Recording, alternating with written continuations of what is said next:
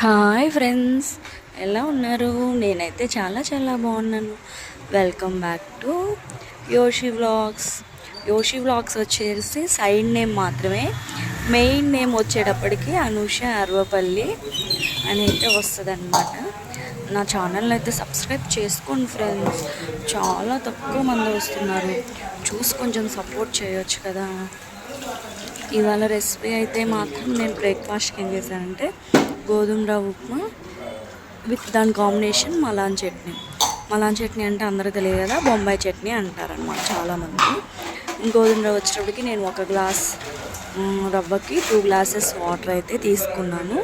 ఉల్లిపాయ పచ్చిమిర్చి పోపు వేగిన తర్వాత మగ్గనిచ్చేసి ఒక 2 మినిట్స్ చాలు. ఆ తర్వాత ఎసురు 1కి 2 మాత్రమే పోసేసుకొని ఎసురు కాగిన తర్వాత ఎసట్లో కొంచెం ఉప్పు అయితే వేసేసుకోండి. సరిపోయిందో లేదో కూడా చెక్ చేసుకొని మళ్ళీ సరిపోకపోతే కొంచెం వేసుకోండి. ఉప్మా అయిన తర్వాత లాస్ట్లో నేను కొంచెం ఆయిల్ అయితే మాత్రం యాడ్ చేస్తాను ఫ్రెండ్స్. ఎందుకంటే లాస్ట్లో దింపిపోయేటప్పుడు ఆయిల్ యాడ్ చేస్తే మనకి చాలా టేస్ట్ వస్తుంది, చాలా బాగుంటుంది. అలాగే మలాన్ చట్నీ ప్రాసెస్ కూడా నేను మీకు చెప్తాను.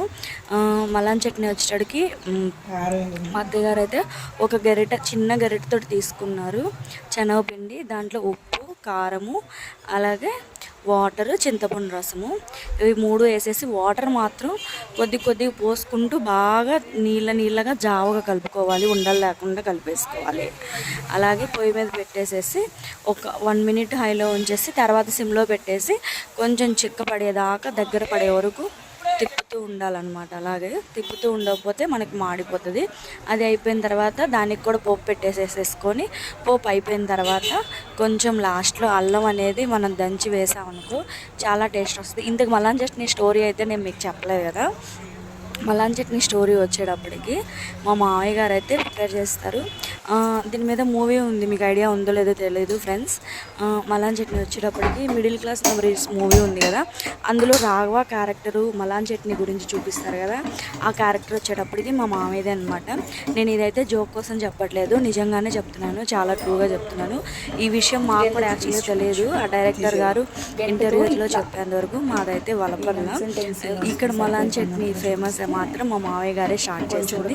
సో అందువల్ల ఈ మలాన్ చట్నీకి ఇంత పేరు ఉందా అనేది నాకు కూడా తెలియదు. అందులో అయితే మాత్రం యూస్ చేసిన రాఘవ అనే పేరు మాత్రం మా మావయ్య గారిది. మా మావయ్య గారి పేరు వచ్చేటప్పటికి రాఘవరావు ఫ్రెండ్స్. ఇలాగే మీ సపోర్ట్ నాకు ఎప్పుడూ ఉండాలి. ఇలాగే మీ ఆదరాభిమానాలు పొందుతూ ఇంకా మరిన్ని వీడియోస్ చేయడం కోసం మీ ప్రోత్సాహం నాకు ఇస్తారని చెప్పేసి నేనైతే అనుకుంటున్నాను. అలాగే నా ఛానల్ని అయితే సబ్స్క్రైబ్ చేసుకోండి, లైక్ చేయండి, కామెంట్ చేయండి, షేర్ చేయండి. అలాగే మీకు తెలిసిన వాళ్ళు ఎవరైనా ఉంటే చెప్పి కొంచెం సబ్స్క్రైబ్ చేసి వ్యూస్ పెంచండి ఫ్రెండ్స్ ప్లీజ్. మరిన్ని వీడియోస్ కోసం నేనైతే ఇంకా ట్రై చేస్తాను చేయడానికి. So okay, bye.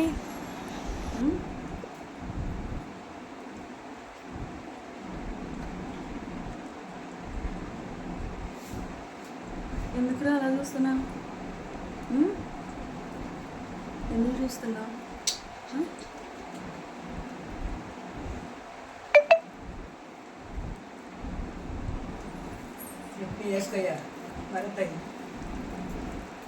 మీరు కూడా ఒకసారి ట్రై చేసి అయితే ఇంట్లో ఎలా వచ్చిందో చెప్పండి. అలాగే మా యోషి వ్లాగ్స్ని సబ్స్క్రైబ్ చేసుకోండి ఫ్రెండ్స్.